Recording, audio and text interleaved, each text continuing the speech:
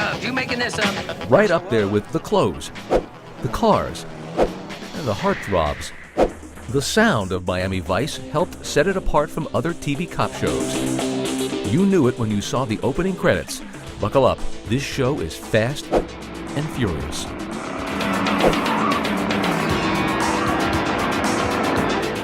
And it didn't stop there.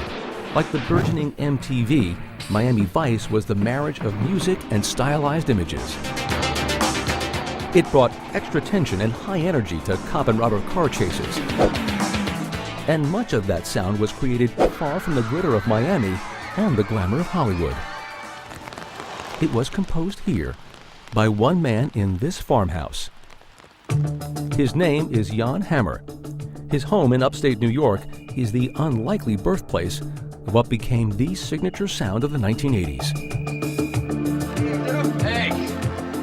A chance meeting with executive producer Michael Mann led to Hammer's involvement in Miami Vice. During the meeting, I had all kinds of sketches on a cassette that, and I played him one thing, and he listened to it, and he liked it very much. And he said, let's go ahead on the basis of that piece. And that piece was the Miami Vice theme. Hammer credits Mann for giving him the artistic license to try anything. We were almost finished dubbing the pilot episode. Michael took me aside and he says, if we get picked up, or I think he may have even said when we get picked up, because it really looked good. He says, I want you to run with it. I mean, those were his words. Just take over. Success came fast. By mid-season, producers decided to put together a Miami Vice album. It was a worldwide smash. The album spent 12 weeks at #1 on the Billboard charts. But there was little time to celebrate. Unlike other TV shows which recycled theme music, Jan had to churn out fresh material for every episode, at times up to 33 minutes of music each week. I had about 4 days to look at the rough cut, come up with the music, record it, place it, and ship it back to them. And then there was another week coming right away.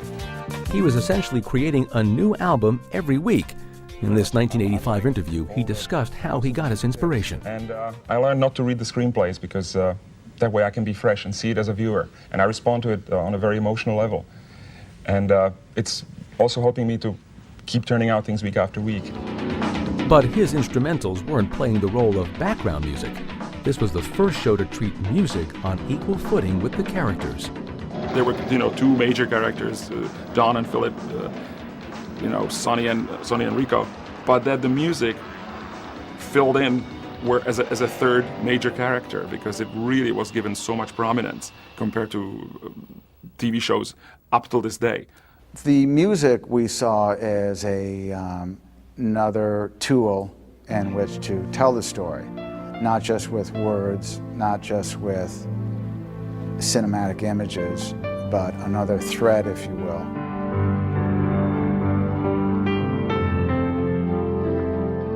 Sometimes the music also was allowed to be on its own, where all the sound effects, all the dialogue would drop out.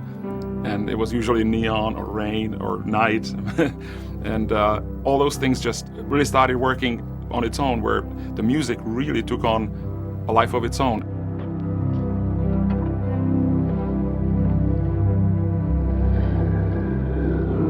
What are you looking at?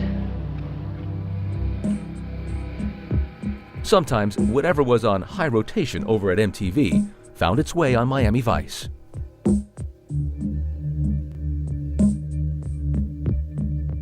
Singer Phil Collins' hit, In the Air Tonight, created perhaps the most famous scene in the show's history.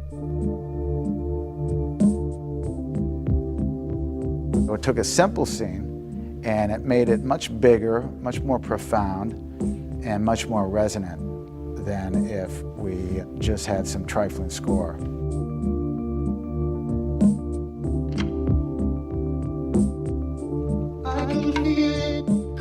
It became a thing to get a song onto Miami Vice. So all the record labels would try and get their latest signings and the most promising prospects to appear, or have their music appear on the show.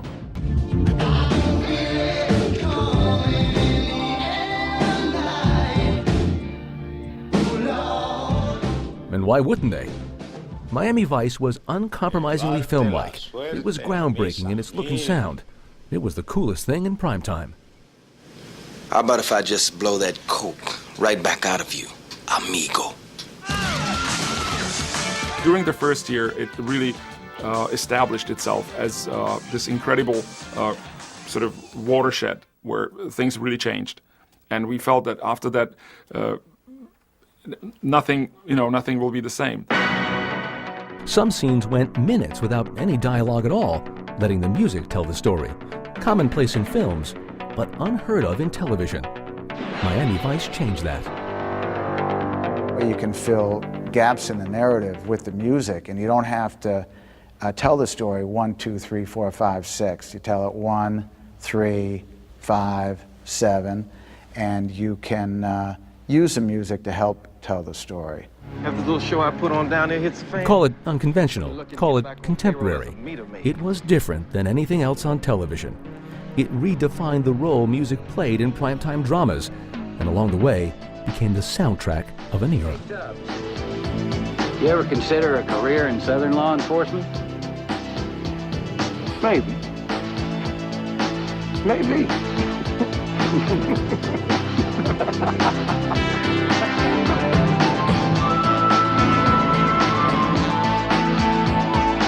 Either play ball or do the time. I'm Ricardo Tell.